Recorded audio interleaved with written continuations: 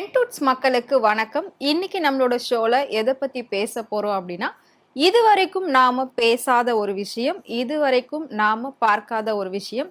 என்ன அப்படின்னா, நெறைய பேர் வந்துட்டு எல்லா விஷயத்துக்குமே ஜாதகம், ஜோசியம் இதெல்லாம் பார்க்கிறது ரொம்பவே பழக்கமா வச்சிருப்பாங்க. ஒரு சிலர் குடும்பத்தோட பாரம்பரிய முறை எது பண்ணாலுமே நம்ம வந்துட்டு ஜோசியம், ஜாதகம், சாஷ்டாங்கம், அப்புறம் அந்த சோழி போட்டு பார்க்கறது இது எல்லாம் பார்த்துட்டு தான் பண்ணுவாங்க அப்படின்ற மாதிரியான கலாச்சாரங்கள் இப்ப வரைக்கும் நம்ம தமிழ்நாட்டுல நெறைய இருந்துகிட்டே இருக்கு. இது எல்லாத்தையும் தாண்டி இது வந்து போய் முடியிற இடம் எதுன்னு பாத்தீங்கன்னா ஆன்மீகம் தான். ஆன்மீகத்தை நம்புறவங்க இதை நம்பாம இருக்கவே மாட்டாங்க. அப்படி ஒரு விஷயத்தை பத்தி தான் இப்ப நாம பேச போறோம். வாங்க ஷோக்குள்ள போலாம். பொதுவா நாம எல்லாருமே குரு பெயர்ச்சி கேள்விப்பட்டிருப்போம், சனி பெயர்ச்சி கேள்விப்பட்டிருப்போம். இப்போ 2025ல 3ஆவதா ஒரு பெயர்ச்சி வந்திருக்கு அப்படின்னு சொல்லியிருக்காங்க. இது எப்பவுமே இருந்துட்டு தான் இருக்கு. ஆனா நம்ம யாரும் அதை வந்து பெருசா பார்த்ததில்ல, அதை பத்தி பெருசா கேள்விப்பட்டதில்ல. நமக்கு தெரிஞ்சதெல்லாம் சனி பெயர்ச்சி, குரு பெயர்ச்சி இது 2 மட்டும்தான். வருஷத்துல ஒவ்வொரு முறையும் இது வரும் அப்படின்ற மாதிரி சொல்லுவாங்க. வரும்போதெல்லாம் எல்லாருமே என்ன பண்ணுவாங்க அப்படின்னா, சனி பெயர்ச்சி வந்துச்சுன்னா திருநள்ளாறுல இருக்கக்கூடிய சனி பகவான் கோயிலுக்கு போவாங்க. குரு பெயர்ச்சி வந்துச்சுன்னா ஆலங்குடியில இருக்கக்கூடிய குரு கோவிலுக்கு போயிட்டு பிரார்த்தனை பண்ணுவாங்க. இதுதான் வந்துட்டு நடைமுறையில எப்பவுமே வழக்கத்துல இருக்கக்கூடிய ஒரு விஷயம்.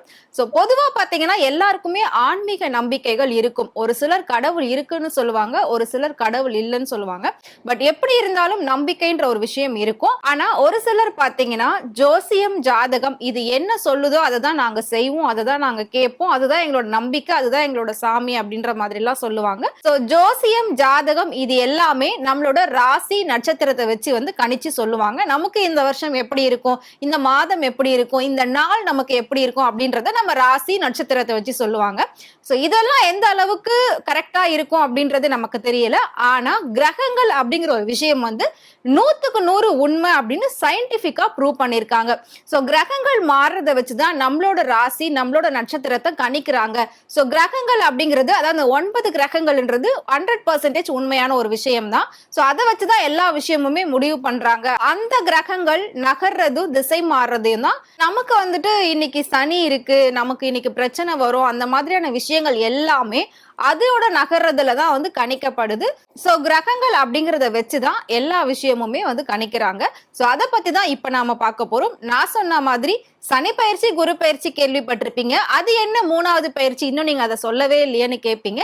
அதை நான் சொல்றேன். என்ன அப்படின்னா 2025ல ஜனவரி மாதத்துல புதன் பயிற்சி வந்திருக்கு. முக்கியமா 3 ராசிகளுக்கு புதன் பயிற்சி வந்திருக்கு அப்படின்னு சொல்லியிருக்காங்க.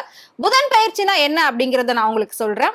ஜோதிட சாஸ்திரத்துல சனி பயிற்சி, குரு பயிற்சியை தவிர்த்து புதன் பயிற்சி அப்படிங்கிறது முக்கியமா எல்லா ராசிக்காரர்களுமே பார்க்கப்பட வேண்டிய ஒரு விஷயம்தான். புதன் அப்படின்னா புத்தி கூர்மை, வணிக வளர்ச்சியோட கிரகமா பார்க்கப்படுது. இப்போ இந்த 2025 ஜனவரி மாசத்துல முதல் பாதியில பாத்தீங்கன்னா தனுசு ராசியில புதன் சஞ்சரிக்குதுன்னு சொல்றாங்க. மாத இறுதியில மகர ராசியில சஞ்சரிக்கும் அப்படின்னு சொல்றாங்க. இந்த மாதிரி இது சஞ்சரிக்கும் போது மத்த ராசிக்காரர்களுக்கு நல்லது கெட்டது என்னென்ன நடக்கும் அப்படின்றதையும் நாம பார்க்கலாம். நான் சொன்ன மாதிரி முக்கியமா இந்த 3 ராசிக்காரர்களுக்கு தான் இப்போ புதன் பயிற்சி நடக்குது. அது என்னென்ன ராசி அப்படின்னா ரிஷபம், கடகம், மகரம், இந்த 3 ராசிக்காரர்களுக்கு புதன் பயிற்சி நடக்குது. பொதுவாவே ஒரு பழமொழி சொல்லுவாங்க, பொண்ணு கிடைச்சாலும் கிடைக்கும், புதன் கிடைக்காது அப்படின்னு சொல்லுவாங்க. அப்புறம் புதன்கிழமையில நம்ம என்ன விஷயம் செய்யறோமோ அதை 4-5 டைம் நம்ம செய்வோம். நல்ல விஷயமா இருந்தா அதை புதன்கிழமையில தொடங்கலாம் அப்படின்னு சொல்லுவாங்க. கெட்ட விஷயமா இருந்தா அது புதன்கிழமையில நடக்க கூடாது, செய்யக்கூடாது, தொடங்கக்கூடாது அப்படின்னு சொல்லுவாங்க.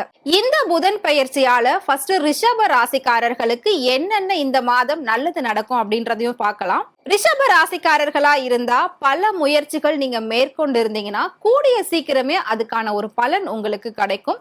அது மட்டும் இல்லாம உங்களுக்கு இந்த மாதத்துல பண வரவு ரொம்பவே அதிகமாகும். பணவரவு அதிகமாச்சுனாலே உறவுகள் மேம்படும். பணத்தை வச்சுதான் எல்லாம் அப்படின்னு பேசுவாங்க. பணம் இருந்தா எல்லாருமே நம்மள மதிப்பாங்க, பணம் இல்லைன்னா நாய் கூட மதிக்காதுன்ற ஒரு பழமொழியுமே இருக்கு. நமக்கு பண வரவு அதிகமாச்சுன்னா ஆட்டோமேட்டிக்கா எல்லா உறவுகளும் வந்து கைகூடும் சொல்லுவாங்க. எல்லா உறவுகளும் மேம்படும் அப்படின்னு சொல்லியிருக்காங்க. முக்கியமா கல்வி, ஆசிரியர்கள் இது சம்பந்தப்பட்ட வேலைகள்ல இருக்கக்கூடியவங்களுக்கு இந்த புதன் பயிற்சி பெரிய பலன் தரும் அப்படின்னு சொல்லியிருக்காங்க. அது மட்டும் இல்லாம நீங்க ஏதாவது செய்யணும்னு நினைச்சீங்கன்னா அது உங்களுக்கு சாதனையா மாத்துறதுக்கு இந்த புதன் பயிற்சி பெரிய அளவுல உதவியா இருக்கும் அப்படின்னு சொல்லியிருக்காங்க. அடுத்ததா கடகராசி. கடகராசிக்காரர்களுக்கு இந்த புதன் பயிற்சி எவ்வளவு கை கொடுக்கும் அப்படின்னா நீங்க உற்சாகமா எந்த விஷயத்த தொடங்குறீங்களோ அது சம்பந்தப்பட்ட வாய்ப்புகள் உங்களுக்கு நிறைய வந்து சேரும் அப்படின்னு சொல்லியிருக்காங்க. அது மட்டும் இல்லாம நீங்க திருமணத்திற்காக முயற்சி பண்ணிக்கிட்டு இருக்கீங்களா, சோ அந்த திருமணம் கண்டிப்பா இந்த புதன் பயிற்சி மூலமா உங்களுக்கு கைகூடும் அப்படின்னு சொல்லியிருக்காங்க. அடுத்ததா நீங்க பல நாள் ஒரு வேலையை செஞ்சுக்கிட்டு இருக்கீங்க அப்படின்னா கூடிய சீக்கிரமே அந்த வேலைகள் முடிவுக்கு வரும் அப்படின்னு சொல்லியிருக்காங்க. உங்களுக்கு கை மேல பலன் கொடுக்கக்கூடியது இந்த புதன் பயிற்சி, அது உங்களுக்கு பக்கத்திலேயே இருக்கு அப்படின்னு சொல்லியிருக்காங்க. இது எல்லாத்தையும் தாண்டி கடக ராசிக்காரர்களா இருக்கக்கூடிய நீங்க எந்த துறையில இருந்தாலும் அந்த துறையில புதனோட பயிற்சி உங்களுக்கு இருக்கிறதுனால அதுல நீங்க சாதனை படைக்கிறதுக்கான வாய்ப்புகள் அதிகம் அப்படின்னு சொல்லியிருக்காங்க. கடைசியா மகர ராசிக்காரர்கள், நீங்க மகர ராசி அப்படின்னா உங்களுக்கு புதன் பயிற்சியால ஒரு சில அபரிதமான விஷயங்கள் ஏற்படும் சொல்லியிருக்காங்க. இதை தாண்டி புதன் பயிற்சி உங்களுக்கு ஒரு சில அபரிதமான விஷயங்களை தரும்னு சொல்லியிருக்காங்க. ஆனா அப்படி ஏதாவது உங்களுக்கு ஒரு அபரிதமான விஷயம் நடக்குதுன்னா அது மூலயமா ஒரு நல்ல வழி அது காட்டும்னு சொல்லியிருக்காங்க.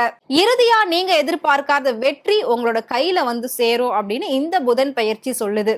நான் சொன்ன இந்த 3 ராசிக்காரர்களுக்கும் புதன் பயிற்சியால எவ்வளோ நன்மைகள் கிடைக்க போகுது, என்னென்ன கை கூட போகுது அப்படிங்கறது எல்லாத்தையுமே நான் சொல்லல. இதுக்காகவே பாத்தீங்கன்னா பல ஜோசியர்களை வர வச்சு சாஷ்டாங்க முறைப்படி இதை வந்துட்டு ஒரு ஆராய்ச்சி பண்ணி தான் இதை வெளியிட்டு இருக்காங்க. இந்தந்த ராசிக்காரர்களுக்கு இதெல்லாம் நடக்கும் அப்படின்னு மூத்த ஜோசியர்களாலும் முக்கியமான ஜோசியர்களால கணிக்கப்பட்டு தான் இந்த விஷயத்தை வெளியிட்டு இருக்காங்க. சோ நான் சொன்ன இந்த புதன் பயிற்சியை பத்தி நீங்க என்ன நினைக்கிறீங்க, மறக்காம கமெண்ட் பாக்ஸ்ல கமெண்ட் பண்ணுங்க. இதே மாதிரி சினிமா பத்தியும் ஆன்மீகத்தை பத்தியும் இன்னும் டிஃப்ரெண்டான வீடியோஸ் பத்தின அப்டேட்ஸ் உங்களுக்கு வேணும் அப்படின்னா மறக்காம ஃப்ரெண்ட்வுட் சேனலை ஃபாலோ பண்ணிக்கோங்க.